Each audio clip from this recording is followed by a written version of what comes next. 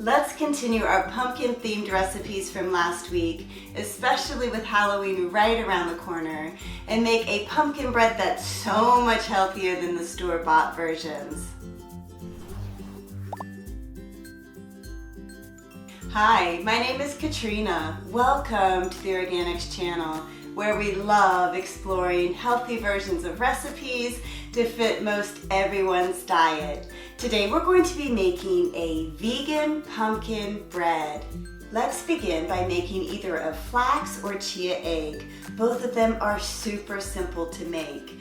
Take 1 tablespoon of either ground up flaxseed or 1 tablespoon of whole chia seeds, and to it we're going to add 2 1/2 tablespoons of filtered water.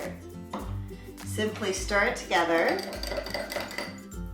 and then set it aside to thicken. It usually only takes about 5 to 10 minutes, so by the time we're ready to use it, it should be ready. Next, in a large mixing bowl, add in 1 cup of pumpkin puree. You will have leftover puree from the can, so just stick it back in the refrigerator and use it in another recipe. You could use it in your oatmeal, smoothies, pancakes, pasta, lattes. There's a lot of things you can use it for. Next, we're going to add in 1/2 cup of your preferred sweetener. I'm using agave nectar here, but you could use maple syrup, date syrup, or honey if you're not vegan.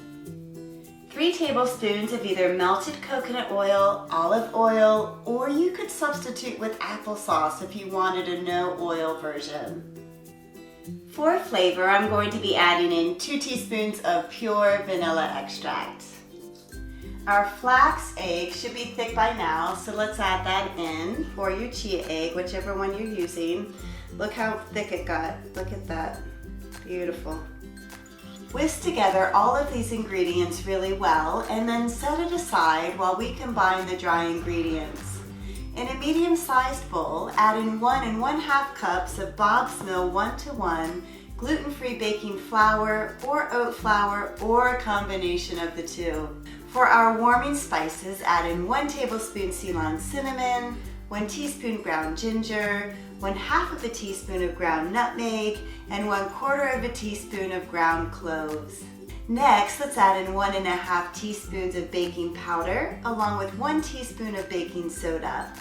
Add your flour mixture to the pumpkin mixture and stir just until combined. You don't want to overmix, as this can cause your bread to become tough. If you'd like to add in some chopped nuts, dried cranberries, or some chocolate chips, you will want to fold them in now. I am not going to add any in today. Grease an 8x4 by 4x4 loaf pan.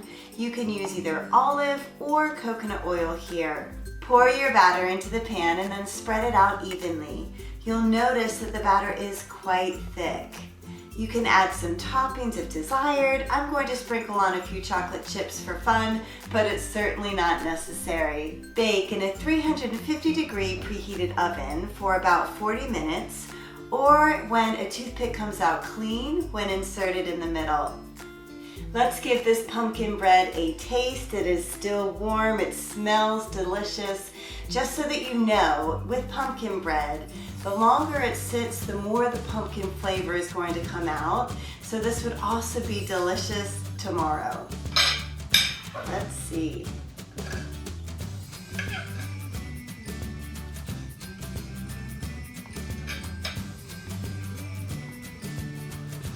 This pumpkin bread is super moist, it's super flavorful. I love the spices that we used. I think it is an absolute winner. I hope you give it a try. It's so much more healthy than what you would find in the store. Thanks for joining me today. Keep making healthy choices and have fun in the kitchen. Until next time, be well. Bye-bye.